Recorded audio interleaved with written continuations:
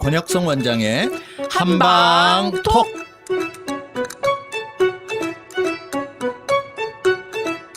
청취자 여러분 안녕하십니까? 권혁성입니다. 안녕하세요. 서유경입니다. 네, 선생님. 지난주에 이어서 해독에 대해서 계속 이야기 나눠보고 있는데요. 네. 해독으로 다스리는 질환에 대해서 오늘 말씀해 주신다고. 네네. 불면증. 불면증. 네. 자, 우울증이랑 좀 관련된 거네요. 맞습니다. 질문하시는 게 뭔가를 알고 질문하시는 것 같은 생각이. 저희가 불면증 다뤘었으니까. 네. 굉장히. 서답게 3년이면. 네, 맞습니다.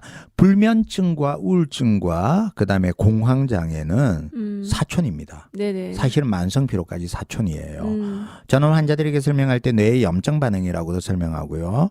장으로 설명을 하는데 불면증이 오는 이유는 의학적으로 멜라토닌이라는 호르몬 하나다. 정확한 원인을 모르지만. 그래서 불면증은 생활 습관과도 연관이 되고요. 왜 스트레스 받으면 그냥 못 자잖아요. 그죠? 네네. 어느 날 뭐 부부싸움 안 하시겠구나. 분해서 잠이 안 오죠. 그렇죠. 부부싸움 하죠. 하시나요? 네. 성스러운 분과 사시면서도 부부싸움을 하시는군요.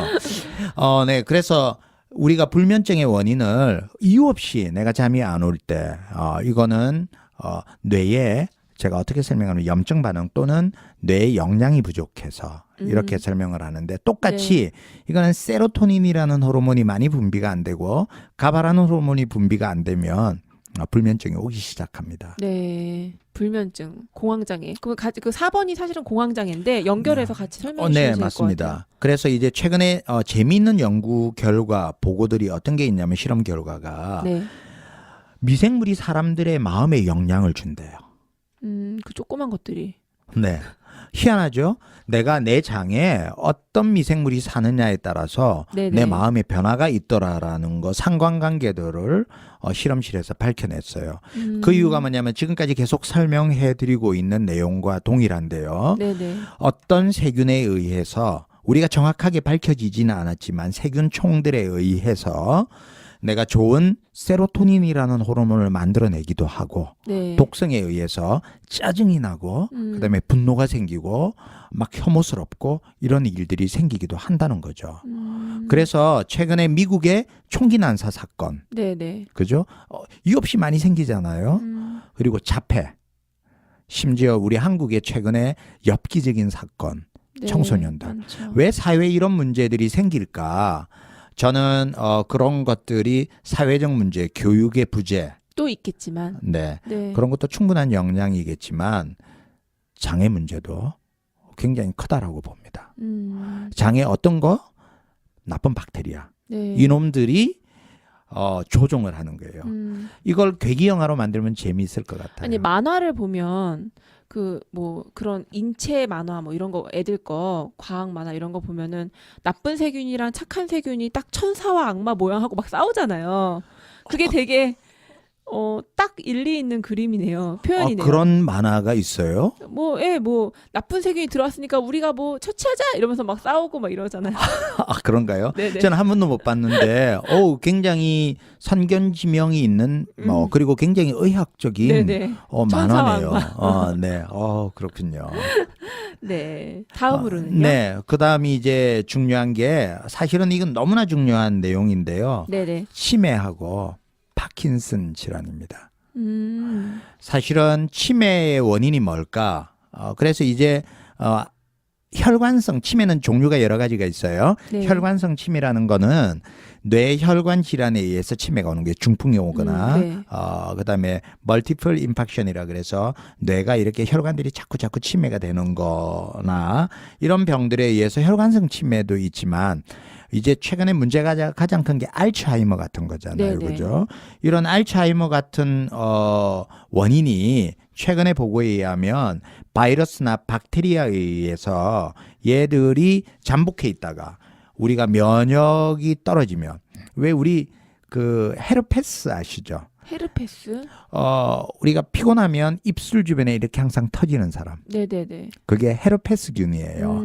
이 헤르페스균은 내 몸에 잠재돼 있어요. 한번 헤르페스에 감염된 사람은 헤르페스균을 평생 가지고 가요. 네네. 그래서 내가 스트레스 받거나 꼭 피곤하면 특정 부위에 이렇게 터지죠. 터지죠. 네. 그래서 그걸 헤르페스균인데 헤르페스균처럼 내 몸에 잠복해 있다가 이 네, 헤르페스균이 뇌 변연계를 면역이 떨어졌을 때 파괴하는 작용을 한다라는 설들이 있어요. 설?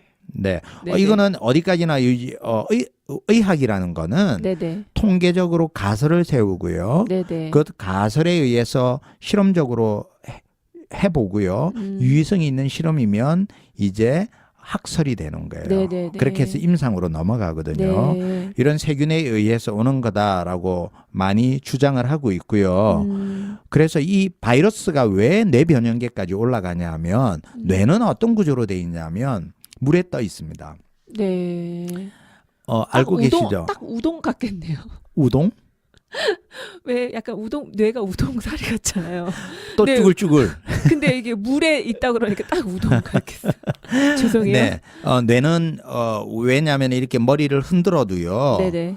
뇌가 이렇게 딱 보호받기 위해서 하나님께서 잘 설계해 놓으셨어요. 물에 딱 떠 있어서 충격에 이렇게 흡수가 되도록. 그래서 뇌 주변에 뇌수액이라는 게 흘러가잖아요. 네. 딱 물에 떠 있는 구조입니다. 그런데 이 뇌수액은 들어왔다 나갔다를 반복하죠.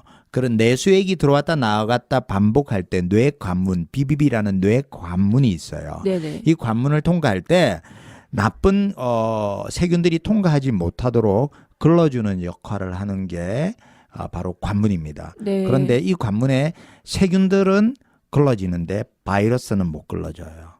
분자가 작아서. 그래서 이 바이러스가 뇌에 올라갔다가 문제를 일으키는 것 아닐까라는 학설을 통해서 네. 치매 환자들에 대한 이야기가 있고요. 이런 내 몸의 바이러스들을 잘 죽이지 못하는 그런 이유들은 장하고도 연관될 수 있습니다. 그래서 해독이 정말 해독이 중요하네요. 필요하다. 이런 세균들을 잘 면역력을 높여서 나쁜 바이러스들을 억제할 수 있는 이 해독이 필요하다라고 볼 수 있습니다. 네네. 감사합니다, 선생님. 오늘 여기까지 하겠습니다. 네, 지금까지 진행의 권혁성 서유경, 그리고 제작의 김미옥 박송이었습니다.